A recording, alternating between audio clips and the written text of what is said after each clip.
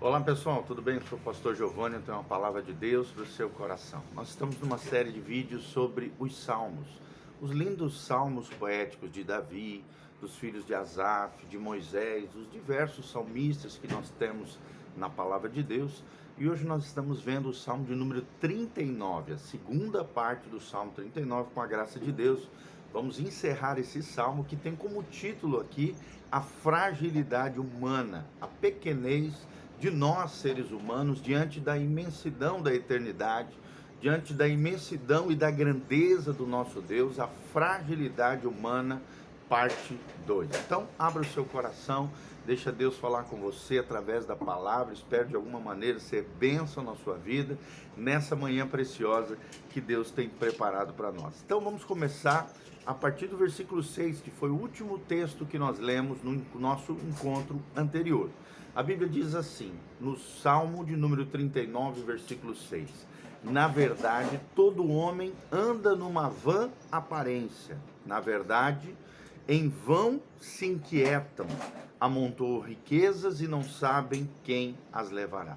Então nós vemos aqui que muitos seres humanos vivem assim, vivem de fachada, vivem de aparência, vivem para agradar os outros em vez de agradarem a Deus. E o Evangelho de Jesus Cristo é totalmente diferente disso.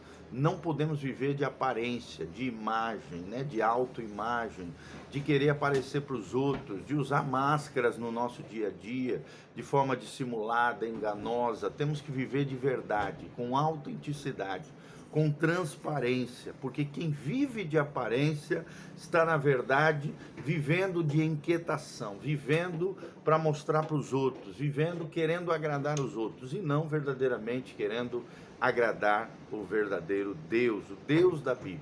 Se queremos realmente agradar a Deus, viva de verdade, sem hipocrisia, com sinceridade, com transparência diante do Senhor. Não fique ansioso, inquieto, agoniado, querendo amontoar riquezas nessa terra, porque ninguém sabe ao final da sua vida quem as levará. Então, nós vemos que todos esses prazeres transitórios que esse mundo nos oferece, nós não podemos nos apegar, temos que nos apegar ao Senhor, a Deus, o Deus da Bíblia Sagrada. É Ele quem nos provê todas as necessidades, é Ele quem nos dá vitória em meio às lutas e dificuldades. Olha o que diz o versículo 7, agora, pois, Senhor, que espero eu? É uma pergunta que o salmista fala, e a resposta a si mesmo é: a minha esperança está em ti. Então, que a nossa esperança esteja no Senhor, na sua palavra, nas suas promessas. Que a nossa esperança não esteja nas futilidades dessa vida, nas vaidades que esse mundo oferece, nos prazeres transitórios, nas futilidades, na vida de aparência, na inquietação das riquezas, que nós não sabemos quem levará, na beleza desse mundo. Não é isso, querido. A nossa esperança precisa estar no Senhor. Isso é fé. Fé, quem confia, entrega, e quem entrega, descansa. A tríade da fé é isso, da fé bíblica, da confiança na palavra de Deus. Nós confiamos em Deus, nós entregamos a Deus e nós descansamos em Deus. Essa é a vida da fé, uma vida de esperança, uma vida de alegria, uma vida abundante que Jesus oferece para nós. No versículo 8, livra-me de todas as minhas transgressões, não me faças o opróbrio dos loucos. Toda transgressão é a quebra da lei de Deus. Quando nós quebramos a lei de Deus, nos quebramos e fazemos uma loucura. Então não viva uma vida louca. O diabo quer que você viva uma vida louca, uma vida desvairada, desgovernada, sabe, como se fosse uma carreta desgovernada, destruindo a si mesmo e destruindo as pessoas que estão ao seu redor. O pecado, a vida de pecado é uma vida de desgoverno, o desgoverno da carnalidade, o desgoverno da alma. É você se ferindo, se machucando através de transgressões, que são as quebras dos mandamentos do Senhor. A palavra transgressão, iniquidade, pecado, ofensa, são palavras sinônimas. E quando nós fazemos isso, nós caímos em vergonha, em vexame. Não faça isso. Não tenha nada do que se envergonhar. Como Paulo fala a Timóteo, procura apresentar-te a Deus como obreiro aprovado, que não tem do que se envergonhar e que maneje bem a palavra da verdade. Que a palavra esteja no nosso coração, que nós não tenhamos nada do que nos envergonhar diante de Deus e diante dos homens, que possamos nos apresentar diariamente diante do Senhor, para que Ele, com a sua graça, nos perdoe dos nossos pecados, nos erga quando venhamos a tropeçar e venhamos nos arrepender, vivemos uma vida de quebrantamento, humildade, consagração, santificação do Senhor e não caindo no opróbrio dos loucos, nas transgressões que nos fazem tropeçar, nos ferem e nos arrebentam. Por isso o salmista diz: livra-me de todas as minhas transgressões, perdoe o meu pecado, me liberte de todo o mal. Não quero ter a consciência pesada diante de Deus, mas uma vida sincera, honesta diante do nosso Senhor. Versículo 9: emudeci, ou seja, me calei, não abro a minha boca, porquanto tu o fizeste. Então tome cuidado com a sua boca, tome cuidado com aquilo que você fala. A boca fala do que o coração está cheio. Se você só fala besteira, malícia, imundícia, sujeira, é porque o seu coração não está legal, está intoxicado, está sujo, precisa ser lavado pelo Senhor, pela palavra, pelo sangue de Jesus que nos purifica de todo pecado. Se for para falar demais, não fale. No muito falar, como eu falei no vídeo anterior, há muita transgressão. Quem fala muito, peca muito. Quem fala menos, peca menos. Versículo 10: tira de sobre mim a tua praga, estou desfalecido pelo golpe da tua mão. Ou seja, provavelmente aqui o salmista estava com a consciência pesada, estava com o coração apertado por algo que ele havia feito contra o Senhor. Ele sentia como se houvesse uma praga, a praga do pecado. O pecado é a chaga do coração, como diz lá em Crônicas. Ele estava desfalecido, caído, abatido pelo golpe da tua mão, ou seja, como se a mão de Deus estivesse pesada sobre ele, a consciência pesada. Por que Deus permite que a consciência fique pesada? Para que nós venhamos a consertar aquilo de errado que fizemos diante de Deus. A nossa consciência é como se fosse o cordão umbilical com o Criador, aquilo que nos faz ter conexão com Deus, aquilo que nos sensibiliza diante do erro, da falha, do pecado, e é aquilo que nos conecta novamente ao Criador, a Deus, assim como uma mãe com seu cordão umbilical se liga ao seu filho, levando todos os nutrientes, tudo aquilo que ele precisa para que ele possa viver no seu ventre até o dia do seu nascimento.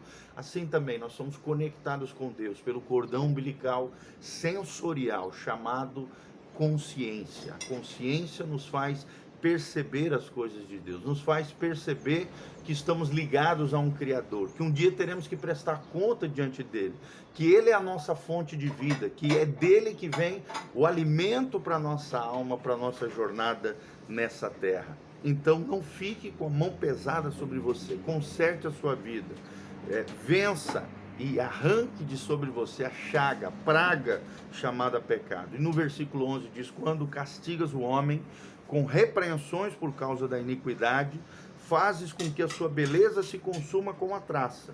Assim todo homem é vaidade. Todos nós, se nós não cuidarmos, nos deixaremos levar pelas coisas fúteis desse mundo, pela beleza, pelos prazeres efêmeros, pelos bens materiais, pelas posses, riquezas. Tudo isso a Bíblia coloca como vaidade, como fútil, como superficial, como secundário, como não essencial, não primário.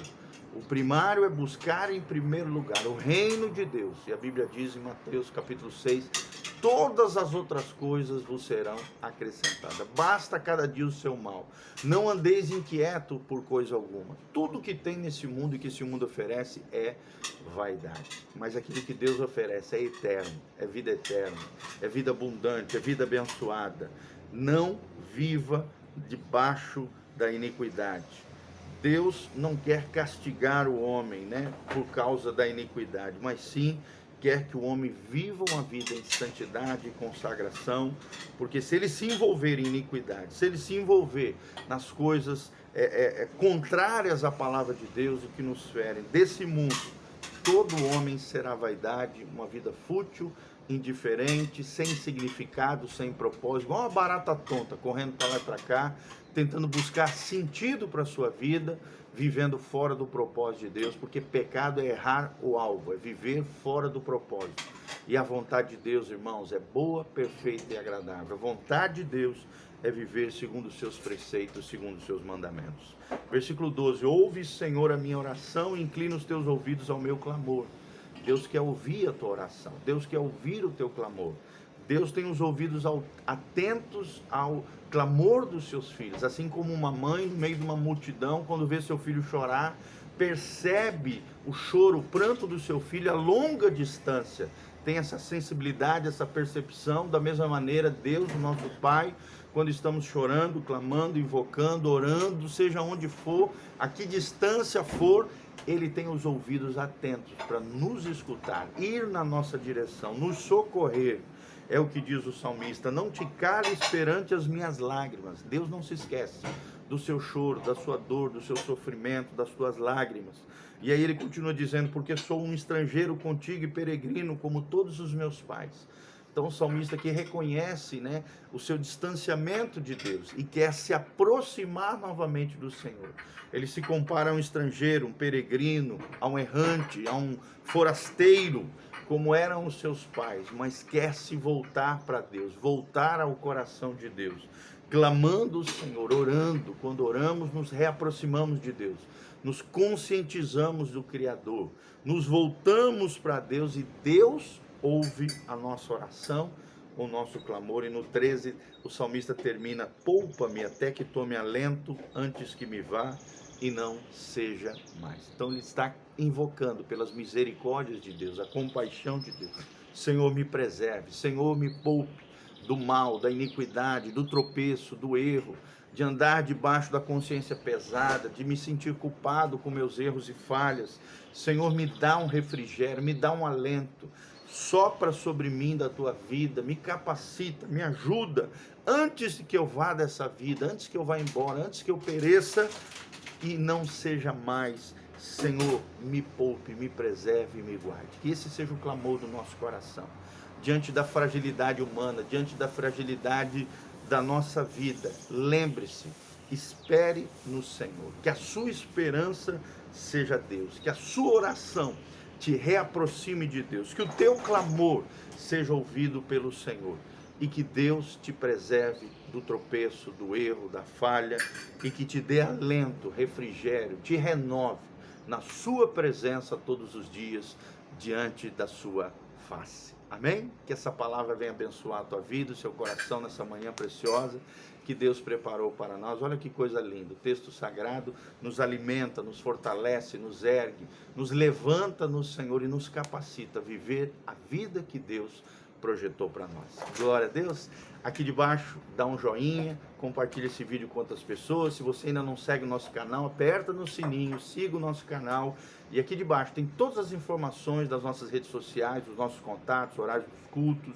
E também, se você quiser semear, ofertar no nosso ministério, aqui embaixo tem todas as informações de como você pode fazer isso. Um abração, um beijão do pastor Giovanni, um ano novo, abençoado, gracioso, cheio da graça e da glória do Senhor, sobre a tua vida, sobre a tua casa, sobre a tua família. Venha a bênção, a graça, a glória, a unção e a bênção do Senhor em nome de Jesus. Amém e amém.